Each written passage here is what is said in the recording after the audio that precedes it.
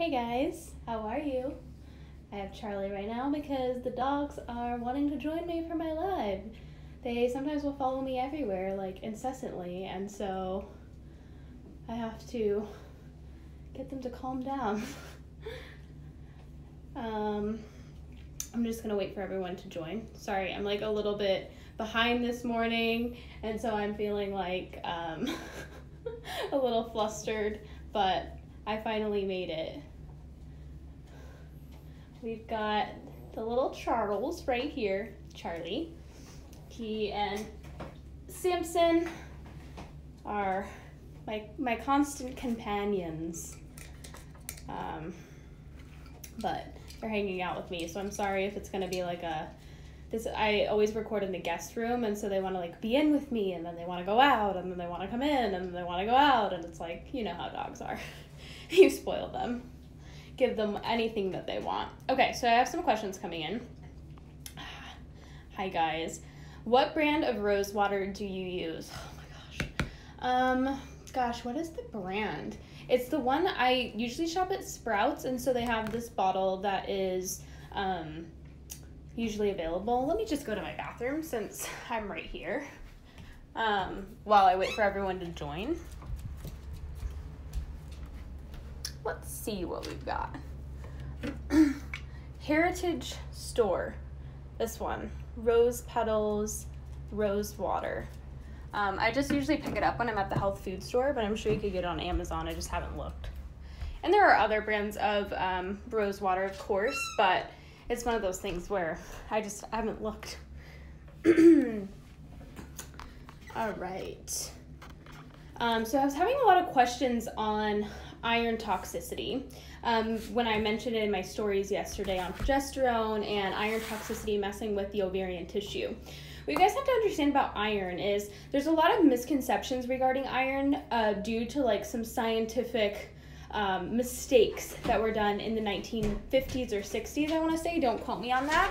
What happened was when they used to test for iron, they would use something called hemoglobin. That is a really accurate test for iron in the cell. That's where iron is kind of carried. Hemoglobin carries iron, right? So these scientists, they were testing other ways to test iron, easier ways to test iron, and they came up with this whole ferritin scenario.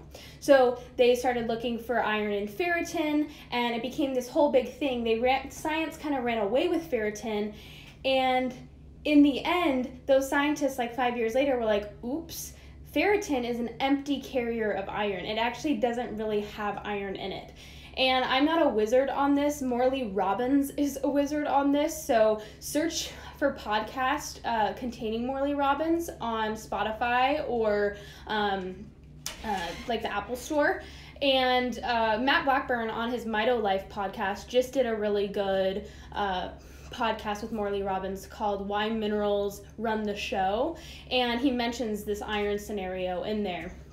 And most people are not iron deficient, even people that are being diagnosed with anemia. In fact, a lot of people are copper deficient, or there are other minerals that are deficient that are affecting their ability to use iron. And so iron is actually poisoning them because iron is sticking around in their tissues. Keep in mind that iron fortification in foods is not bioavailable iron, meaning iron that your body's going to utilize. They literally took iron shavings, literal metal, and put it into our food and fortified wheat with it. And so all the foods that most of us grew up on were fortified iron foods. And this created a problem because iron causes estrogen to store within the tissues, and estrogen can cause iron to store within the tissues, and iron is pretty toxic. Iron is literally what's coming out of your face when you have acne, because remember guys, iron feeds bacteria and viruses, and so people actually do become anemic when the body's trying to hide iron from pathogens. A lot of people have really bad gut infections or pathogens, Lyme's disease, EBV, and so the body actually is very wise and starts to hide iron from these pathogens because it doesn't want to continue to feed them. And so a lot of us say like, oh, my iron levels are low, so I'm just going to take some iron, and you're literally putting food for those pathogens back into the body when the body was trying to hide it in the first place. And so if you truly are anemic or iron deficient, which I would say 99% of the time you aren't, It's better to use an iron patch through the skin than put it into your digestive tract. So once you start putting iron into the digestive tract, you're causing gut issues. And this is true for all iron. Cast iron pans can cause this problem. Constant iron exposure is a problem, and it's very toxic to the cells. Hi friend, any recommendations for dry scalp or what that's linked to? I'm not having digestive issues, so I'm not sure what's causing it.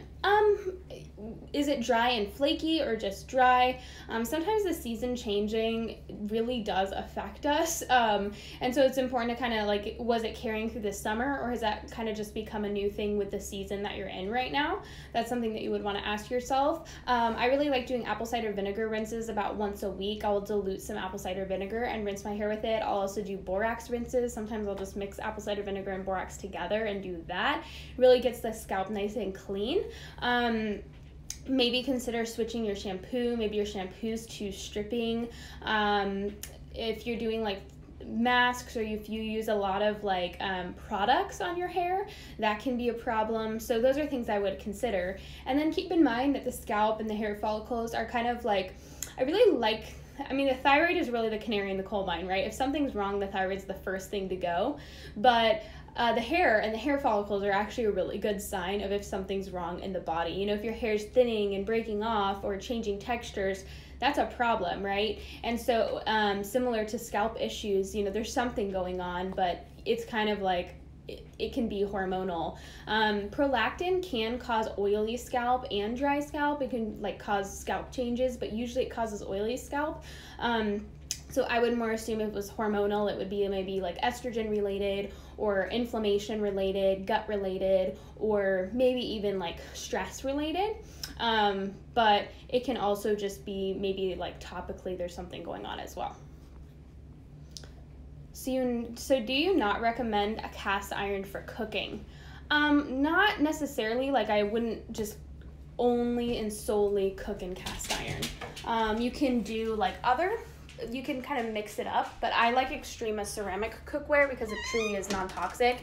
It's not leaching anything into your foods. Just because iron is natural doesn't mean it's good, and it can cause a lot of problems. So I don't think like cast iron is bad and you should never use it, but if you're solely cooking in cast iron and you continually have thyroid problems, metabolic problems, adrenal issues, you can't lose weight or you can't gain weight, you know, like you have issues, it's probably a good idea to stop exposing yourself to so much iron. Hi Estelle. In FN, I'm curious about eating frequency. I've been feeling so hungry the past couple months, like need something every hour or I can get tired or anxious. I'm lean and hoping to gain weight. Yeah, so there actually is a whole lesson in Fully Nourished on meal frequency, snacking, and how often I want you guys eating. I usually generally recommend every 2 to 4 hours, but if you need something more, you can totally do more. Some people have such high stress hormones that their blood sugar will literally drop within 20 minutes after eating. They will feel starving after eating, or they'll just feel tired and anxious. And usually it tends to be people who are in that fast metabolic or fast oxidation rate who are super, super lean because they're already eating their tissues. Their body is already in that stressed out state and eating through muscle. And so in those cases, I actually recommend constantly having some sort of something to keep blood sugar balanced. I mean, obviously a soda is not like the best thing and I wouldn't lean on it, but I do utilize soda that are cane sugar sodas. I'll do like the orange creamsicle or the adrenal creamsicle with like the orange juice, the collagen, the fat. You're kind of wanting to do something that you can sip on in between eating meals to kind of extend meals a little longer. Another thing to think about is, are you eating a big enough meal at your main meal? So I usually recommend like 3 main meals, breakfast, lunch, and dinner, that are a little heartier and bigger, and then snacks. So in between breakfast and lunch, you have a mid-morning snack. In between lunch and dinner, you have a mid-afternoon snack. And then after dinner, about like an hour or two later, you have a bedtime snack. And that's what it should look like, but don't forget to eat enough at your main meals. You know, instead of doing 2 eggs, do 4. Instead of doing, you know, a small, tiny serving of fruit, do a big serving of fruit. Your goal is to fill your body and eat in abundance, and your goal should be to be able to push your meals to being every 3 to possibly 4 hours without getting shaky or tired or hangry. Like, the goal is to be able to have a liver that will store enough sugar to keep your blood sugar steady for 4 hours. When you're getting shaky and tired and irritable, that's a sign that you don't have a good battery pack. Your liver is literally in a deficit constantly. It can't even hold enough sugar to sustain you for an hour, you know, and that's just going to take time, filling your liver up with sugar. What pan do you suggest if cast iron is bad and non-stick is bad? I really like Extrema cast iron, or they're not cast iron, they're ceramic. There's no perfect pans, and so it's kind of one of those things where you just kind of have to do the best you can, but Extrema tends to be the best. I'm not like against cast iron, you don't have to like toss your cast iron out, but it's best to kind of like mix up your cooking. Copper pans can be okay, but I wouldn't rely upon them. Green pan is okay for like if you need something non-stick. Like, for example, I hate cooking eggs in the Extrema because they always stick, and then I have to like sit there and you know, and so I'm just gonna throw it in the green pan, and even though green pan isn't perfect, it saves me the 20 minutes it takes to clean the Extrema. But the Extrema does pretty well for most things. It's almost like, it's similar to me to like a La Creuset or something like that, but it's not ceramic coated cast iron, it's actually ceramic. The only thing about Extrema that you do have to be careful with is that you can't go from hot to cold really quickly. So if you have like a really hot pan and you put cold water in it, it will just crack into a million pieces. But it is oven safe and everything like that. It's a really durable and awesome pan, and they have all different sizes and shapes. They run a sale about like 3 times a year. They just ran one like 2 months ago, and I bought another 10-inch skillet. They're a little pricey, but you don't need much, you know, like American culture tells us like we need like a whole pot and pan set because like we just got a new house and we got married or whatever, and so we need to like get a pan in every size. And I'm like, just get the pans that you use the most often.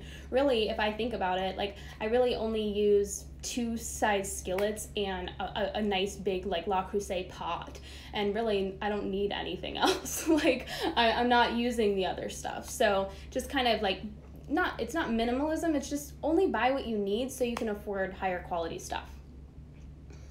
Is collagen in my 2-year-old smoothies okay? Usually it is. If you're like thinking like, I don't know, always ask your doctor. Some kids are sensitive to collagen because keep in mind, guys, when you're taking gelatin and you're hydrolyzing it, meaning you're breaking down the individual amino acids so that it doesn't gelatinize when exposed to water, any type of manipulation of proteins does create something called glutamic acid, which a lot of people would say, oh my gosh, it's MSG. And I'm like, it's not MSG. MSG is a processed form of glutamate. It's a little different. However, some people are really sensitive to it. And so if you find your kids like getting a little hyperactive, or they're not reacting to it well, at that point I would most likely switch over to gelatin for my child. But yeah, of course, always ask your doctor, always, be safe rather than sorry. But, collagen is just gelatin taken and switched over into a form that dissolves in water. And if you would feed your kid Jell-O, collagen is usually okay. Rust-colored stool that is skinny and soft, not quite loose or clay-like. What could this indicate? I've read about bile salts, but feel that I'm overlooking a key point. That's really interesting. Are you eating a lot of like orange things? It could be a sign of like just bacterial imbalance in general. Usually blood in the stool is going to make it black, or you're going to see blood, but that is something to keep in mind. If you're seeing constantly rust-colored stool, you do want to, keep an eye out just in case. And then like observe what you're taking supplement-wise. Like if you're taking a lot of supplements, stop all of them and see, like do kind of like a process of elimination and see what could be maybe driving that. But it's hard to say. Bile and bile flow issues usually leads to like ash colored stools or like really yellowy stools, like almost a yellow green color, but it absolutely could be like a gallbladder and a gallbladder flow issue. I'm so on vinegary foods these days. Do I have to take HCl caps? No, I mean, like, just eat as much vinegar as you really desire.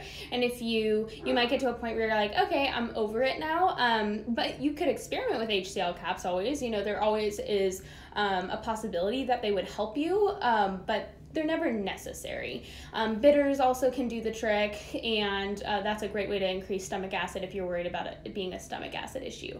But if you have digestive problems and you feel like digestion is really sluggish, doing something that's going to support stomach acid and enzymes really does just help you feel better and lead a more quality life. It doesn't mean that they're necessary, but they are sometimes really helpful, especially when digestion is struggling.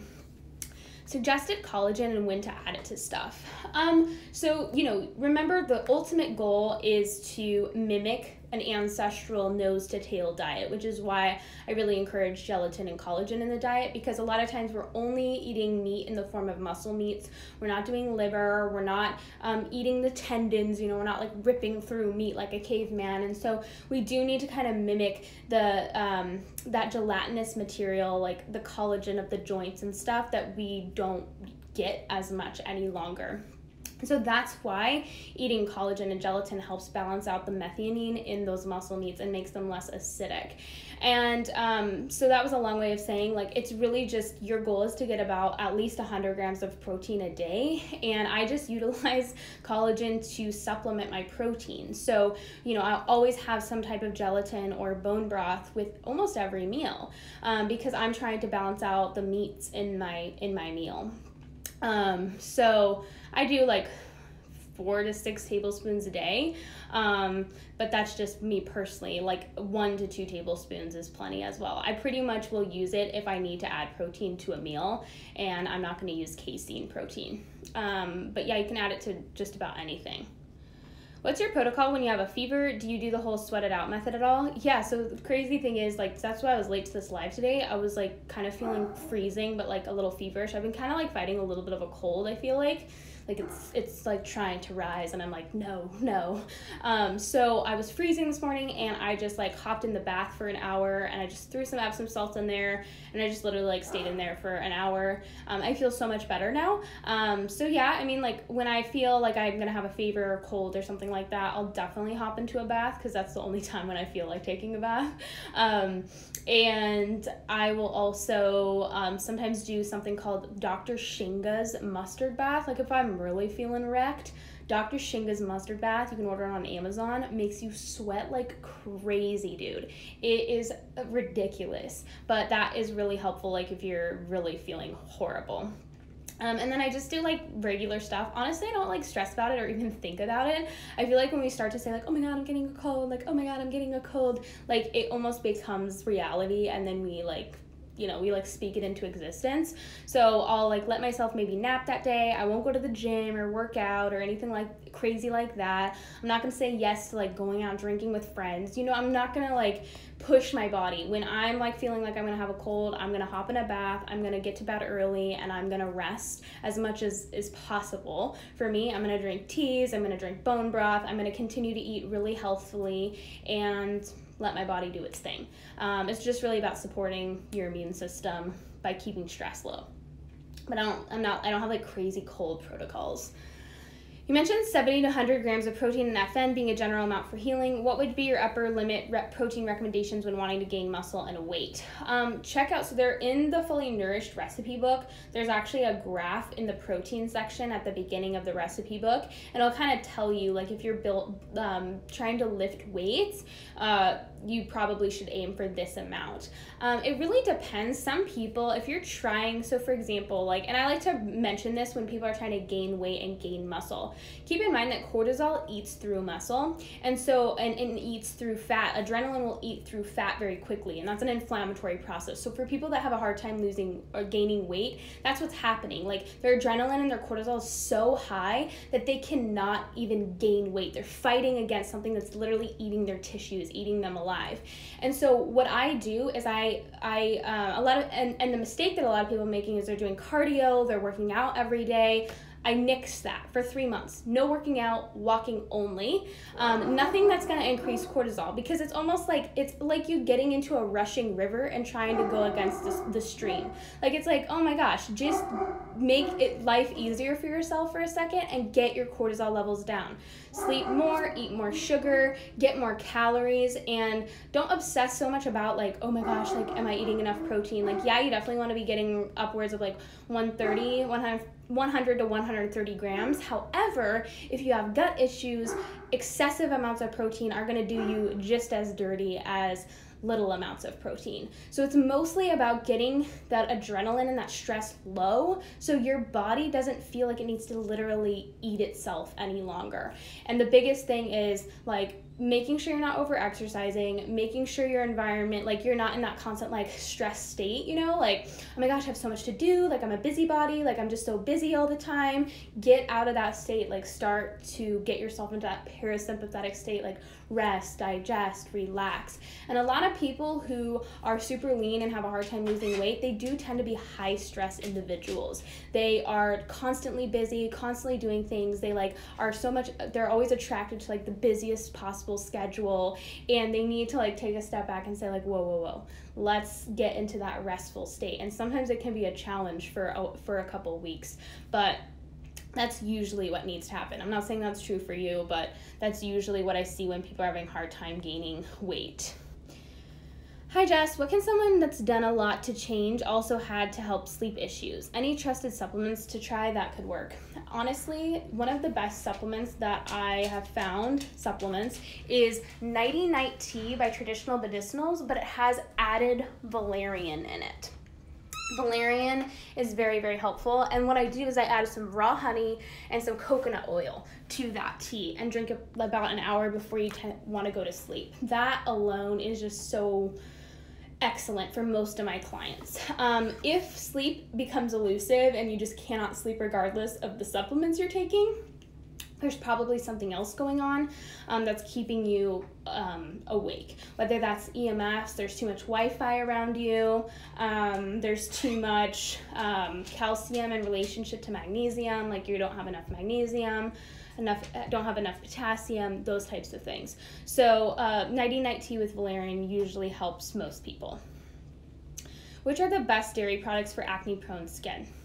Okay, so this like weird idea that dairy drives acne is hilarious to me, because I'm like, do you have acne without eating dairy? A lot of people are like, yes. And then I'm like, okay, then dairy doesn't cause acne.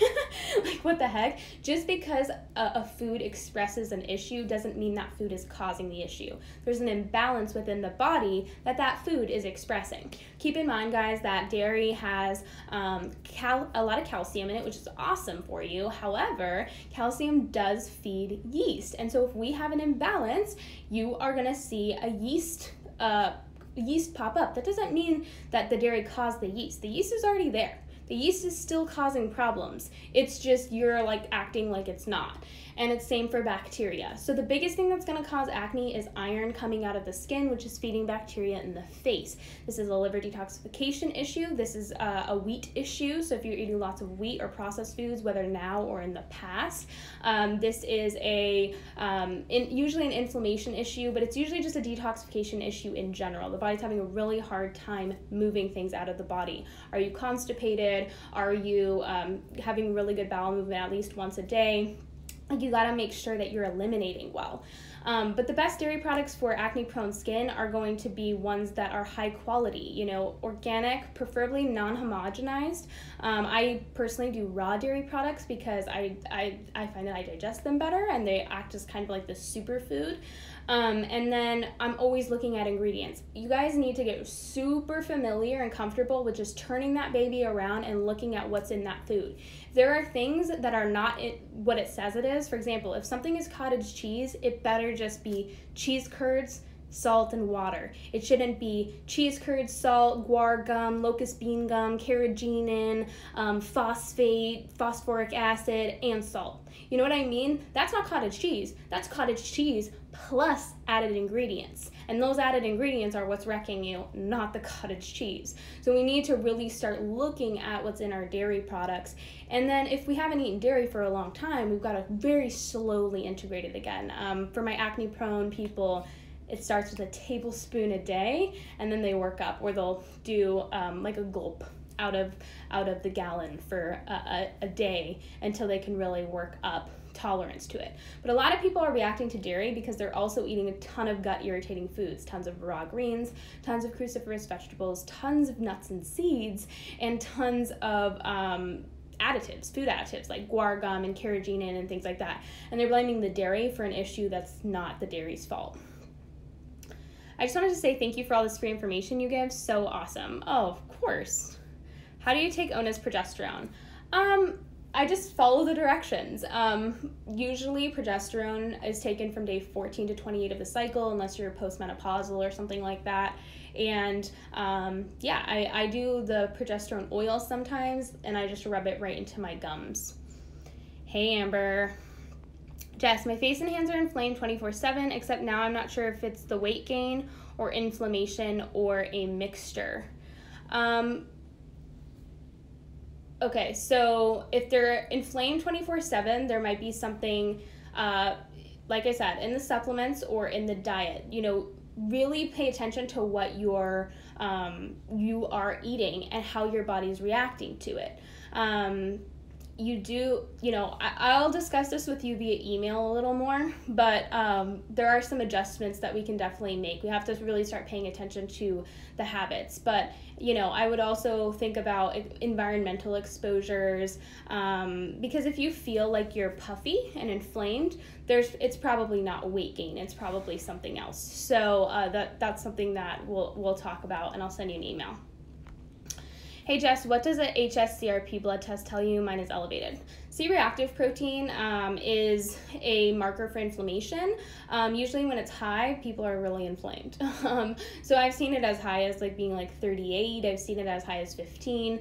But usually you want it below, I believe, 1 or 2. So, you want it to be pretty minimal. But yeah, usually it's just a sign that the body's super inflamed, and that happens when the body's under stress. I don't think you got to my questions before because Insta ended, so I'm going to ask again. If you answered them, ignore me. What's the difference between AST and ALT? My AST just came back as 19 and ALT 32. I don't really focus on what they mean, but we can Google it right now. They are just more a sign of liver stress. So whether they're abnormal or not, or if they're above range or below range, that is a sign of abnormalities, but that is a question for good old Google. Because here's the deal, guys. We start to obsess about all these different numbers, and it's like, okay, what's the fix for it? It's always the same. The body is stressed. The body's out of balance. We have this mentality of oh, this is wrong, so what do I take? That's the wrong mentality. No. This is what we've been programmed to think, but that is not how we're supposed to look at it. It's always go back to the why. What's going on? Why is it happening in the first place? So, alanine aminotransferase is a blood test that checks for liver damage. It makes a fluid called, your liver does a lot of, I just thought this funny. Your liver does a lot of important things for you. It makes a fluid called bile and helps your body digest food. Yes, yeah, it does definitely do that. So it says, ALT, which stands for alanine transaminase, is an enzyme found mostly in the liver. When liver cells are damaged, they release ALT into the bloodstream. So there you go. So when you're looking at things like that, we know that I believe you're on a low carb diet, right? Sorry. I believe you're on a low carb diet, correct? I believe that you have come off that low carb diet. Remember, low carb diets cause fatty liver. They can cause, if you're doing high fat low carb, they can cause fatty liver. They can cause cellular insulin resistance in the liver. This happened to me as well. I had abnormal liver markers, and so it's one of those things where those are just markers that the liver's under a lot of stress, and we have to always be cautious as to, okay, what's driving liver stress? Am I taking things that are maybe causing liver stress? Am I putting things on my body when I'm causing liver stress? I actually had abnormal levels because I used to use self-tanner all the time, and I started recognizing that when I use self-tanner, my levels would just go crazy, and so now I'm like, oh, now I know. But it can be something as simple as that or something a little bit more serious, and so it's one of those things that you want to take that information and know that, okay, the liver's telling you something's a little bit off. I'm still nauseous and dizzy since 2-month doctor says everything normal. Could this be detox or bad bacteria dying inside of me? It could be a lot of things. Of course, what I would say is speculation at this point. When you're nauseous and you're dizzy, you always want to observe, what are you taking first and foremost. If that nauseousness and dizziness started with taking something, stop taking it. Stop. You know, like a lot of people are not in tune with their bodies, and this is where it gets really dangerous when people start to take their health into their own hand, because they're not willing to listen to their body yet. And so if you're not willing to listen to your body, then you can't like take supplements or compounds, because that's pretty dangerous. So first of all, observe if you're taking something that could possibly be causing this, and if you are, stop. And then the second thing is, what are your habits? What are you eating? Where did this start? You kind of have to always get like to the why of it, like why did it happen in the first place? And you want to observe changes, both physical and emotional. Did life situations change? Did the relationship in my life change? You know, what could have possibly changed? If there's nothing, then I would think maybe hydrochloric acid, digestive enzymes, something like that with nauseousness, gallbladder issues possibly. When it comes to dizziness, are you eating frequently? Are you keeping your blood sugar balanced? Are you eating enough protein? Are you sleeping enough? Do you have enough minerals in your diet? Are you hydrating properly? So, you know, like there's so many questions, and it's so difficult for me to say like, oh, this is what's occurring. It could be like literally a million things.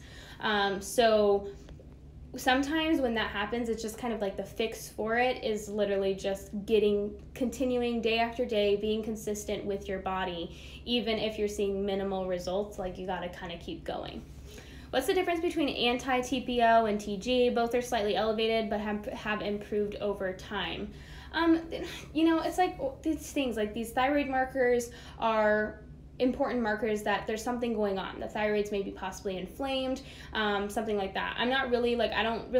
Those are not something that I use pretty regularly, like anti-TPO and TG, so I'm not as familiar with those markers, because I just kind of think like people get really obsessed with blood tests, and it's like, okay, you know, like as long as it's moving in the right direction, I'm more worried about how the body is balancing. Like I'm not a doctor, I'm not looking at like individual single digits or single results of your labs and saying like, oh my god, we need to fix this, take this. Like I don't treat, I don't diagnose, I don't prescribe. Like I'm not worried about that stuff.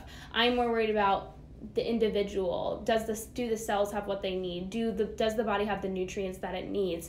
Is the body in the environment that it needs to heal? Has the client created an environment for healing around themselves or not?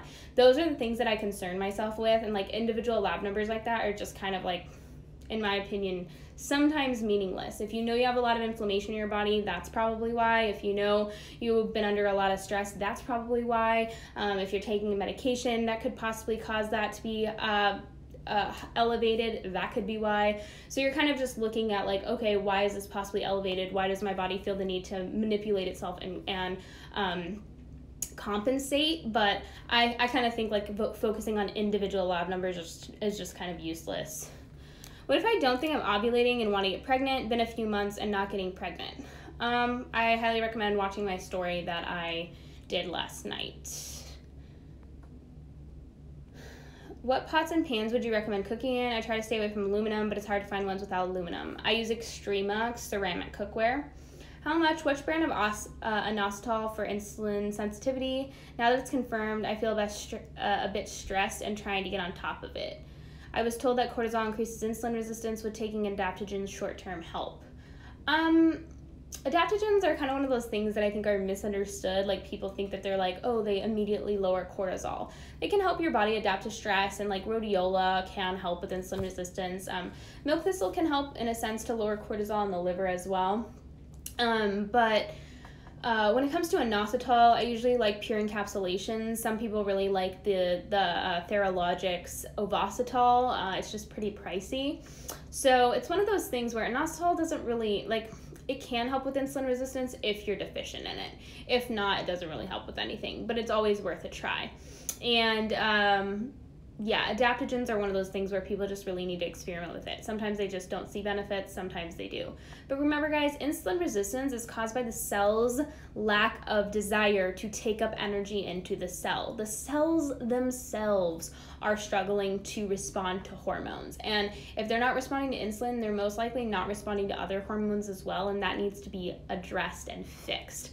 And if there's lots of free fatty acids being released into the bloodstream, that's a problem. So what are you eating your carbs with? Are you eating it with excessive amounts of fat? Maybe you need a little bit of a lower fat diet. And then you also have to look at your history. A lot of people post low carb or keto, which I know a lot of you are incredibly insulin resistant. Like, I've seen it over and over and over and over again.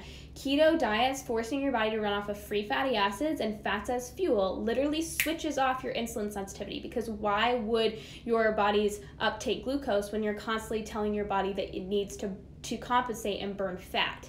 And so when you've switched over to a fat burner, which is not good, but it happens, the body's going to compensate for whatever is available to it, you now have to switch back into a glucose burner, and that's confusing. It takes a lot of time.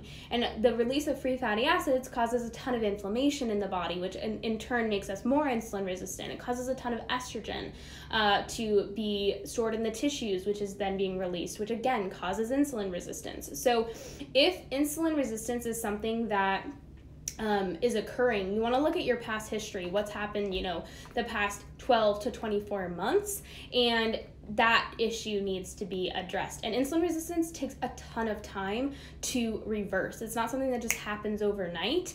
And a lot of doctors are just like, oh, go low carb or go, I just want to see your insulin levels drop. And I'm like, yeah, because if you're not eating carbs, you're not going to be releasing as much insulin. So you're not, it doesn't change that the cells themselves are not sensitive to insulin. And so it's about regaining a sensitivity to a hormone in the cell. And that takes T3, that takes vitamin A, that takes B vitamins, that takes low cortisol, that takes nourishment in the proper forms. And so evaluate where you're getting your carbohydrates from. Starches, especially ones from grains, are going to be promote tons and tons of secretion of insulin. And so before your blood test, did you eat a bunch of grains? Did you eat a bunch of grains combined with fat? That could absolutely cause insulin levels to rise. And so you might do better right now with just fruits, squashes, and roots, but mostly fruits, because they require very little insulin response. So you have to kind of evaluate your habits and really start to plan. And I would get a blood glucose, a glucometer, so that you can really start 1 hour after meals, taking your blood sugar and checking to see how your body's clearing the glucose from that specific meal, because you need to start experimenting with combinations that allow your body to clear that glucose. So you might find that a meal that contains grains doesn't work for you, and you can't do that for a while until you've regained some sensitivity. But you might find that a meal with fructose, that blood sugar clears real quickly. You might find that, when I eat too much fat, I don't clear that glucose at all. My body's burning the free fatty acids because it has a tendency to do so. So some people, when they're insulin resistant, have to go very low fat. Sometimes like only 15% or 20% of their calories come from fat, or even lower, like really going out of the way to not add fat in any form. You can have a whole egg, but you're not gonna add a bunch of butter to those eggs and cheese to those eggs. You know what I mean? So it does take a little bit of experimentation for sure. But the idea that sugar and it drives insulin resistance is just ridiculous. You mentioned eating carbs, fat, and protein. Is this every meal, and should daily amount be balanced evenly between them every day, like 1/3 of each? Yeah, I just recommend having some source of fat at a meal, depending on what your needs are. Some people need a little less, some people need a little more. When it comes to carbs and protein, I do recommend kind of splitting it throughout the day. You want to always balance carb and protein. You never want to eat protein alone, you guys, because it just drops blood sugar so low, and then your body has to increase cortisol and to actually create sugar. And so we always want to eat a protein and a carb together. And I say every meal and snack should be a protein and a carb for most of the time. I sometimes will do carbs alone. when I'm like, I just have low blood sugar and I need to get something quick, I'll do that. But like, I usually will try to combine it with some type of protein. For example, like if I'm out and about and I need something quick, I'll have like a Mexican Coke and a string cheese or something like that. Or if I can find some orange juice or lemonade or something, I'll do that. So I'm really, you know, that's not like ideal, but I'm always trying to keep my blood sugar balanced and always making sure I have some source of carb and some source of protein. That's usually going to be the most beneficial. My friend has endometriosis. Can you tell me your opinion about that disease or where to get good info about that?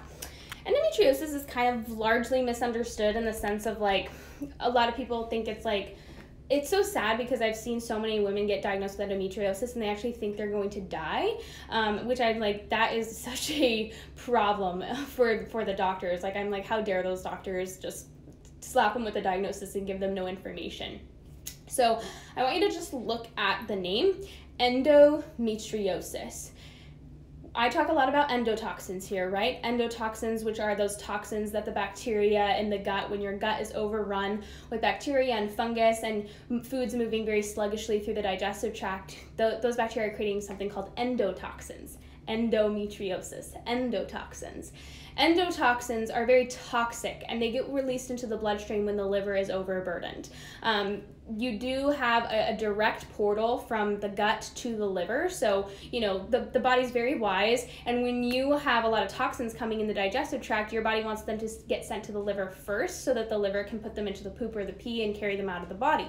But a lot of times what will happen is people that have overburdened liver from dioxins, meaning that, you know, environmental chemicals, hygiene products, makeup products, all those toxic chemicals in plastic water bottles and things like that are actually are burdening the liver. And so when these endotoxins are coming from the gut to be detoxified by the liver can't handle those endotoxins, and so they drop into general circulation and they affect the tissues of everything, but the uterine tissue is super sensitive to endotoxins. And I do find that, you know, people with endometriosis have some other issues. They have a lot of mineral imbalances. A lot of times they're very iodine deficient, and keep in mind iodine is very important for uterine tissue, ovarian tissue, and breast tissue.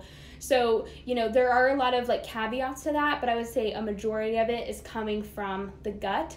Those endotoxins and the liver burden is so burdened that the body can't handle. And so getting the gut under control, getting the bacteria in the gut under control, and supporting the liver are the ultimate two goals.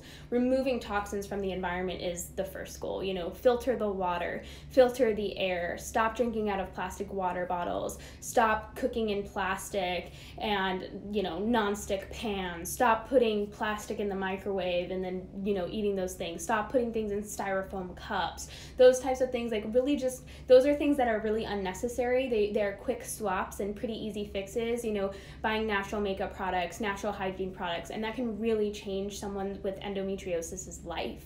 And then on top of it, really supporting the gut with all of the tips that I talk about here, and then supporting the liver with all the tips I talk about here is life-changing, truly. Started eating more fruit and veggies, and I'm more constipated now. Should fruits and veggies be introduced slowly instead? Are you eating a ton of raw vegetables? I'm a big fan of fruits that are ripe or cooked, or tropical fruits that are easy to digest, and root vegetables and squashes. You guys know I'm not a big fan of cruciferous vegetables, not a big fan of raw greens in high amounts, because they can absolutely slow everything down. And you're not alone. So many people will tie in so many vegetables and they will get incredibly constipated. Have you studied creatine kinase total? My daughter's is elevated. Doc says oxidative stress, damaged muscles, liver, and heart. Any insight? No, I haven't studied that, but I'll write it down. Creatine kinase. You know, creatine I know is a protein, so I'm assuming it's some type of protein coming that's in the bloodstream that's breaking down. So, you know, it would be so hard to, of course this is just speculation, but I'm looking at, has your daughter been under a lot of stress? What's her diet like? Does she eat a lot of wheat, a lot of iron fortified foods? So those would be the first things, like children that have problems, the first thing to always go is wheat. The second thing is like, what's their environment? So are they in a lot of stress? Kids they are resilient to stress in the sense of like they tend to handle it well. However, kids are not meant to be under so much stress, and that's why society is so twisted right now. Kids are like under this immense pressure. They are going to school for like 8 hours a day. They're being exposed to like these perfect lives on social media, and then they come home and they have to do more homework, and they have all this pressure to like be successful and get straight A's and all these things. And I'm like, that's too much pressure for a child. And then on top of it, a lot of times parents are like pushing sports, or they're pushing activities, and like, it's the same for an adult. Like, can you imagine if your whole life was like lived away from home? Like, you have to like go to school all day long, and then you have to like go under an intense, and mind you, you're sitting all day under fluorescent lights, you're eating most likely cafeteria junk food, and then on top of it, you're expected to do over exercise, way too much exercise for a growing and developing child. And this just ends up being really tragic for a growing and developing child who needs extra sleep, extra nourishment, an environment that, they can move and develop and grow and be exposed to nature and be exposed to things that are going to help their brain develop in different ways. I'm going down a tangent, but pretty much saying like, evaluate the child's environment. It's not just about nutrition and drinking filtered water and making sure the child's getting enough of the nutrients they need, but there's other types of nourishment. There's emotional nourishment that a lot of children are unfortunately missing out on. And it can be a real problem. And it can kind of like, it's like death by 1,000 cuts in that sense. Is it safe to cook in stainless steel pans or coated ceramic, or the only best option is 100% ceramic? I wouldn't say like it's okay or not okay. I think it's really different for every single person. Stainless steel tends to have tends to be aluminum, so I would recommend aluminum-free stainless steel. And then coated ceramic like Le Creuset is pretty high quality. Like, I would say it's pretty high quality. It does leach a little bit of specific metals in, like lead and things like that, but it tends to be low amounts. So I always recommend, like, when you're cooking in a pan anyways, to cook at lower heat. Like, make it a habit to not cook on high heat unless it's absolutely necessary. Keep it between that low and medium, and don't stress about it. You know what I mean? Like, just don't stress about it. Like, if ceramic is something that is in your budget and you could maybe like slowly transfer over, I do think it's best, but I don't think it's like the most urgent thing. Mind you, sorry about the pencil. Like, I'm like a teacher right now. Like, I've like found this pack of pencils at a thrift store. They're like old, like 80s pencils, and I just like love them. I'm like obsessed with using these like old, just like number 2 pencils. You said no ascorbic acid for vitamin C. What should I look for? Ascorbic acid, the reason I say no ascorbic acid is because it is usually derived from genetically modified corn, and most people are sensitive to corn, especially if it's genetically modified. So I look for something that's derived from like camu. I do have an actual story all about vitamin C, and I recommend 2 brands, Health Force and Pure Radiance. And those are kind of tend to be my favorite. Remember guys, you can get a lot of vitamin C from your diet, so don't underestimate the power of like lemons and limes and lemonade and orange juice and things like that, because those do provide a lot of orange juice, a lot of vitamin C for you. And that's why my clients see so much success implementing orange juice into their diet. Heard of needing 2,000 calories a day for women and more of healing. Is this true? I have trouble getting 2,000 and feel I'm under eating. Yeah, most women are under eating. A lot of women need about 2,000 to 2,500 calories, depending on their activity, and some need more. The problem is today, a lot of women have actually gotten used to eating less and less and less, and so the metabolism slows based on how much fuel is coming in. Remember, that brain is constantly telling that thyroid, using thyroid stimulating hormone, hey, this is what's coming in, this is what the environment is, this is like, how much food we're getting, you guys need to conserve energy, or, oh, okay, all systems go, burn away, heal away.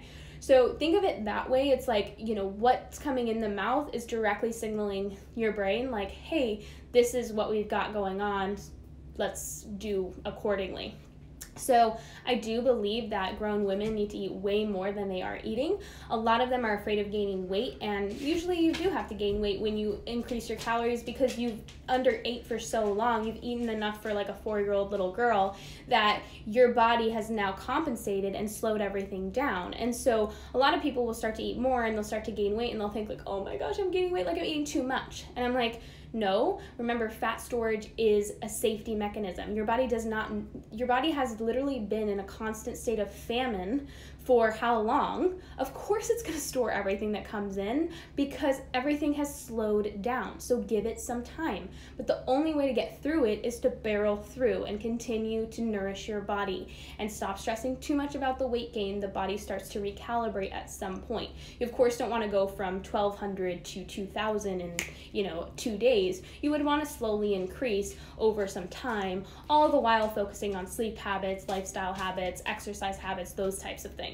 But yeah, most women need to eat 2,000 calories, and that usually women are not eating enough times per day, and so they have a hard time getting that amount of calories. But that's gonna look like either for me, I would say it looks like 4 big meals with sometimes snacking in between. So I'll snack on things like chocolate and high quality marshmallows, and sometimes I'll sip on a Hansen's or juices mixed with collagen. What else do I snack on? Like beef jerky and cheese, and I snack on a ton of fruit. And then I'll have 4 big main meals. Like yesterday I had 3 pastured eggs with ghee, and a big glass of orange juice, an apple. What else did I have? Oh, and a piece of gluten-free toast. And then about 3 hours later, I had a nice big fruit smoothie with frozen mango, juices, collagen, and casein protein. And then I drank that down. It's really satisfying to eat a high fruit diet. And then about 3 hours later, I had some cottage cheese, and I usually use some boysenberry preserves, and I'll just put that on there. I usually use Daisy cottage cheese because it tastes really good, and it doesn't have as many additives. It doesn't have any additives, which I can't find that anywhere. And then for dinner, I had 2 bowls of chicken soup with vegetables, potatoes, and mushrooms and carrots. And then I snacked on a big handful of dried mango. So I'm really looking for energy. I am worried about protein, carb, and fat. And I really want you guys to harness that awareness. I of course encourage protein, carb, and fat, but I want it to get to a point where it's so ingrained in your head that you're not really stressed about protein, carb, and fat. You just know, oh, this is protein, this is carb, this is fat. It just becomes a very natural thing, and you're practicing kind of macronutrient awareness. But when I feel kind of lightheaded or something like that, I assess how many carbs did I eat today? Did I eat enough protein? Oh, probably not. I need a protein-rich meal, and so maybe I'll cook up some scallops and butter and have that. So I'm kind of practicing body awareness, and it becomes a lot easier as you do it over time. But that's a long way of saying that nourish yourself with good food. You guys should not really have much cravings at all. And when you have a craving, it's more of a hankering. I feel like having watermelon today. I'm gonna have watermelon. Or, oh, you know what? I'm feeling like chocolate. I'm gonna make a chocolate shake for breakfast. Those types of things. It's not so much as oh my gosh, I need sweets all the time. I never feel like I need sweets anymore because I just am, getting them all the time. Also, found out I have antibodies attacking my thyroid. Good for now, but what can I do to help? Remember, guys, there's 2 schools of thoughts regarding Hashimoto's. The people that have been around here for quite some time understand this, right? So there is that school of thought believing that those antibodies are a sign that your body is attacking itself, right? There's that school of thought. I don't believe the body's not stupid, guys. It doesn't get confused. It's not oh my God, I forgot, oops. There's also another school of thought among doctors and scientists that antibodies are a sign that the thyroid is inflamed. And remember, what inflames the thyroid, you guys? Estrogens, dioxins, heavy metals, things that we're getting environmentally exposed to. What is also going to be inflammatory? Having excess estrogen in relationship to progesterone, not eating enough, not balancing our blood sugar. All of those things are going to drive inflammation in the body, and so that's going to unfortunately affect the thyroid. But what's the main thing, you guys, that affects the thyroid? Polyunsaturated fats. If you want your thyroid to not be inflamed, stop eating junky fats. Have you tried raw garlic for a cold? Seems to work, but makes me lightheaded after a couple days. Yeah, I will just cut it into 4 pieces, a swallowable size, and then I will take it. But some people, it's too rough on their gut and they really feel off because it is pretty antibacterial. It does wipe out. Keep in mind that garlic also helps detoxify lead, and so when you're taking high amounts, you can actually start to push lead. And when you are not balanced, when you don't have a balanced metabolism, you don't have balanced minerals, pushing lead is not a good idea. And so that's why, like, sometimes people are taking garlic and they see benefits, or they start to feel the effects of heavy metals because their body's now pushing heavy metals out and their body can't handle it quite yet.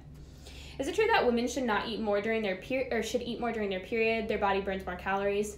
Absolutely. Most women need to eat more during their luteal phase, which is that second half of their cycle. But then keep in mind, you're also shedding uterine lining. Your uterus is constantly contracting during your period, which is actually pretty intense work. Your body's working pretty hard. So you tend to feel more tired, more hungry, more like I always feel like my boyfriend calls me like a cat. Like, he's like, you just like kind of want to cuddle, but then like if I touch you, you're just like, rah, you know. It's like, I'm like, yeah, I don't know, like I just feel like I need to eat more. I have more cravings. Like, I just like crave Sour Patch watermelon all the time, and it's just normal. Because your body does, your hormones are low, your estrogen's low, your progesterone's low, and so your blood sugar tends to be more imbalanced. And so when I eat every 2 hours during my period and make it a point to do so, I have such a better period than when I go like 3 or 4 hours without eating and I start to get like hangry. Like, it's hangry. Like, you're like, you know, like I'm gonna come after you.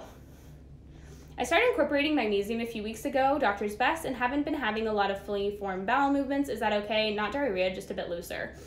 Keep in mind that all magnesium taken in high amounts is going to cause loose stools if you don't have the bowel tolerance for it. That's why a lot of times with clients, we'll work up their bowel tolerance to magnesium. So we'll start with like, you know, whatever they can tolerate, take it for like a week, and then try a little more, see how their body can tolerate it. It's not bad to have loose stools, but if it's like bothering you or it's causing problems, then you might want to work up bowel tolerance. What is the best test to test iron? Also flow, what is the best way to increase it naturally? My ferritin was low, but iron supplements kill my digestion. Yeah, because iron feeds bacteria, you guys. So remember, ferritin is a useless marker for iron. I talked about this at the beginning of the live. You always want to use hemoglobin. I highly recommend listening to the episode Why Minerals Run the Show of the Mito Life podcast.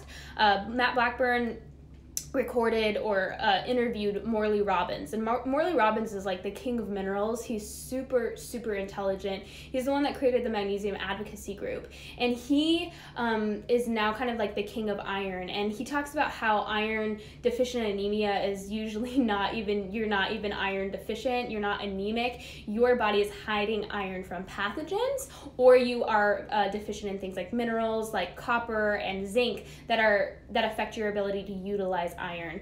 But ferritin is actually a useless marker for iron, which is why it is so many people think they're anemic or get diagnosed with anemia when in reality they're not anemic, and iron's actually feeding the same viruses that the body was trying to protect you against.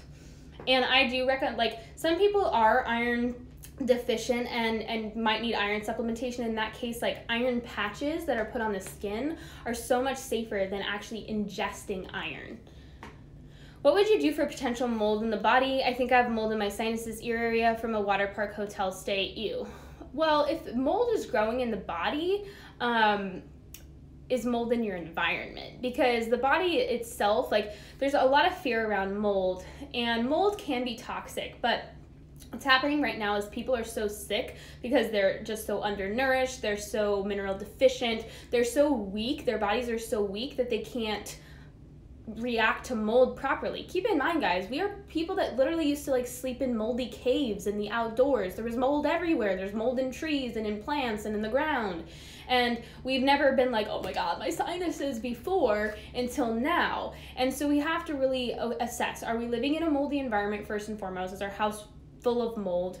If not, then why is mold allowed to grow in the body in the first place? Usually a healthy body is going to take care of mold and mycotoxins, and so more than likely, if there's water or issues stuck in the sinuses, using something like a xylitol spray or a grapefruit seed extract spray in the nostrils can be helpful, but I've never really heard of like mold in the sinuses from getting water in the ears.